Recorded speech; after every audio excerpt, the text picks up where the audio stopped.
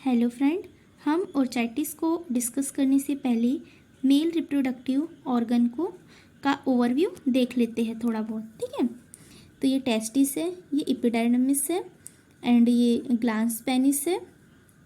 Okay, तो जो testis है वो स्पर्म प्रोड्यूस करता है और जो एपिडाइडमिस होता है वो ट्रांसपोर्ट करता है स्पर्म को और मैचुरेशन करता है। ओके, और जो ये स्क्रोटम होता है ये टेम्परेचर मेंटेन करता है। ओके,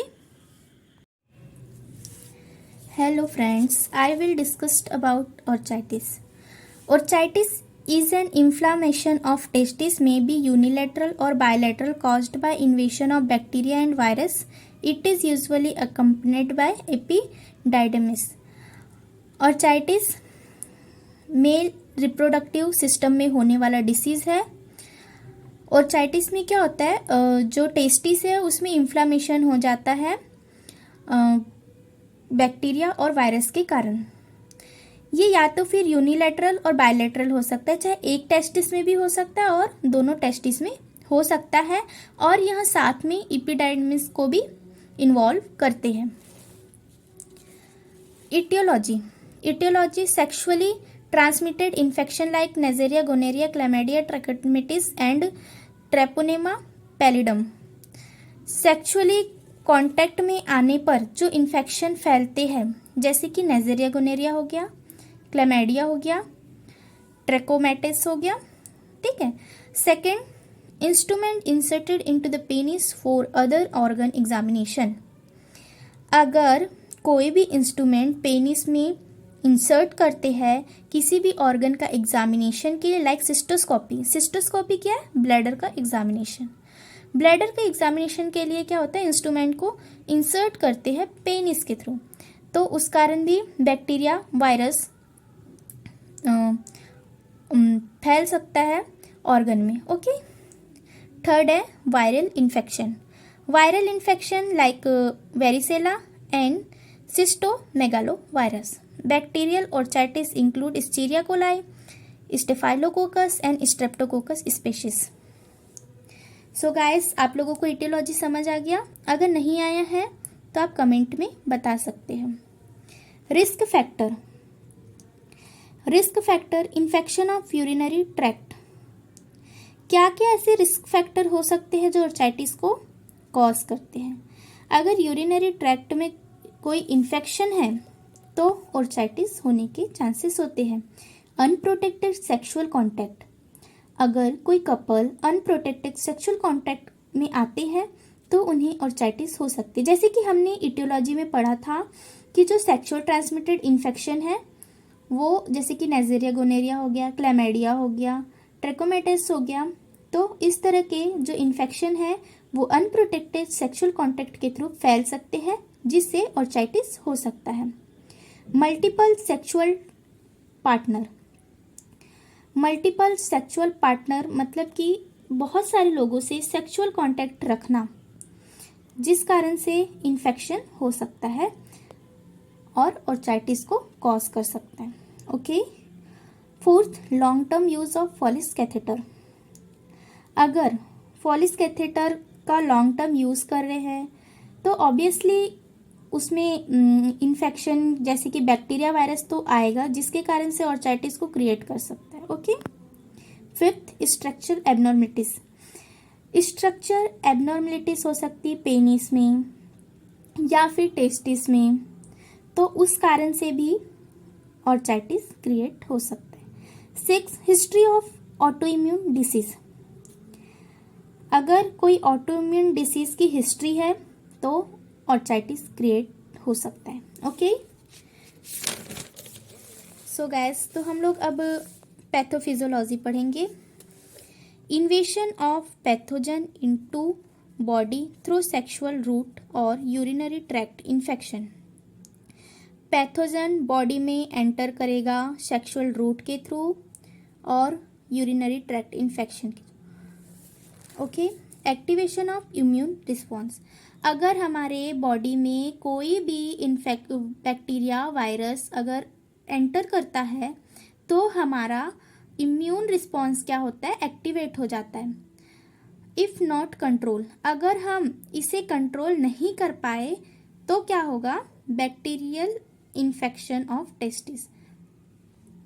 अगर पैथोजन को एंटर होने से नहीं रोक पाए तो क्या हो सकता है, बैक्टीरियल इन्फेक्शन हो सकता है टेस्टिस में। Okay, then bacterial infection of testis के बाद क्या, enlargement and tenderness of testis.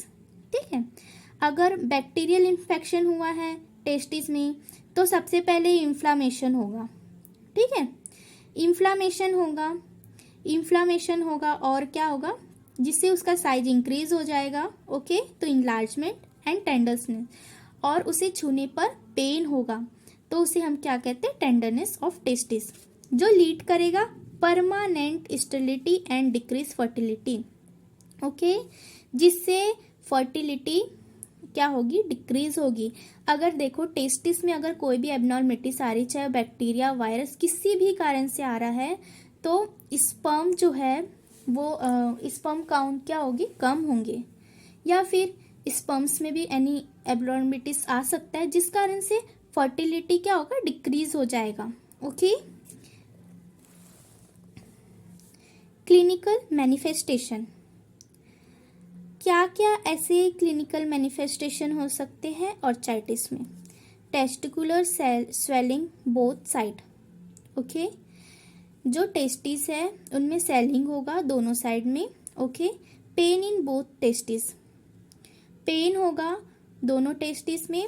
Blood in सीमेन, देखिए अगर कोई भी बैक्टीरिया या वायरस हमारे बॉडी सिस्टम में एंटर करता है तो इन्फ्लामेशन होगा तो टिश्यूज इंजुरीज होंगे, जिस फिर वहाँ पे ब्लीडिंग भी हो सकती है। इस कारण से सीमेन अगर आ रहा है तो उसके साथ में ब्लड भी आएगा। ठीक है, ब्लड वेसल्स को भी इंज्योर करेगा, जिसके थ्रू अगर यूरिन के थ्रू क्या आएगा, ब्लड भी आएगा, यूरिन में ब्लड आएगा और सीमेन में भी ब्लड आएगा। पेनफुल इजैकुलेशन, ऑब्वियसली ये तो होगा ही, पेनफुल इजैकुलेशन इसलिए होगा, ऑर्चाइटिस का ये है तो पेन है, उसमें स्वेलिंग है तो पेनफुल इजैकुलेशन होगा।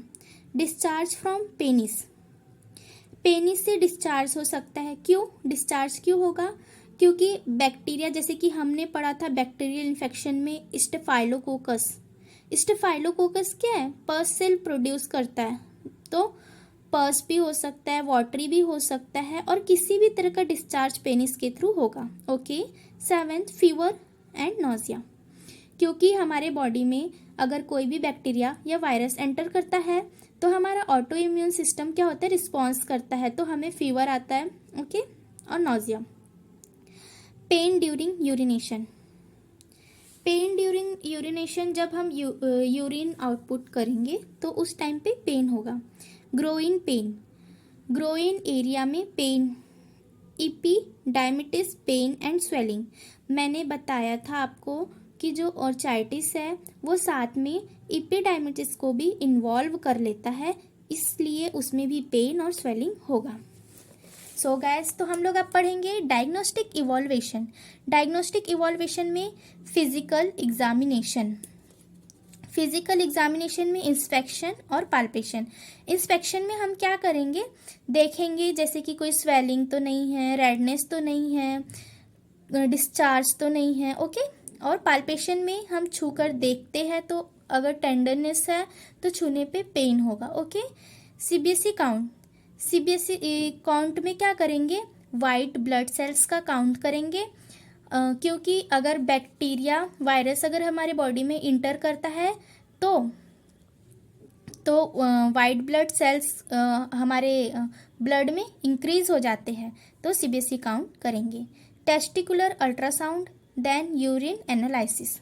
ओके, यूरिन एनालिसिस क्यों करेंगे, अगर यूरिन एनालिसिस करेंगे तो उसमें कंफर्म हो जाएगा कि कौन सा पैथोजन है जो ऑर्चाइटिस कॉज कर रहा है। ओके, मेडिकल मैनेजमेंट में एंटीबायोटिक थेरेपी देंगे, ciprofloxacin, doxycycline and azithromycin. Antiviral therapy with non steroidal anti inflammatory drugs. Acyclovir and ibuprofen. Third, local heat to scrotum. Scrotum का वर्क क्या होता है? हीट करने का, ठीक है। बट इस सिचुएशन में क्या होता है, ऑर्चाइटिस केस में जो स्क्रोटम है वो वर्क नहीं कर पाता है, तो उसे क्या होता है? लोकल हीट देना पड़ता है, ठीक है। Ice pack applied. Ice pack applied क्यों करते हैं? इन्फ्लामेशन को रिड्यूस करने के लिए।